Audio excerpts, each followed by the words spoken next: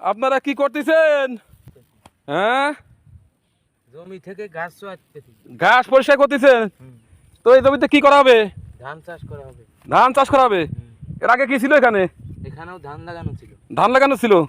ওই ধান লাগানো, ধান কাটার পরে আবার ধান লাগাবেন। তো এখন জমির যে আগাছাগুলো পরিষ্কার করা হচ্ছে নাকি?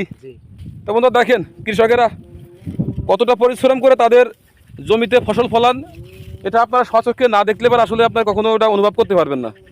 তো চলে আসলাম একদম প্রান্তিক চাষির সে তাদের খেতে। তো তারা এখন কোন পজিশনে আছে, কি পরিবেশে আছে, একটু তাদের মতামত জানতে চাই। তো ভাই, আপনি ঘাস কাটতেছেন আপনার জমির জন্য, ধান লাগাবেন।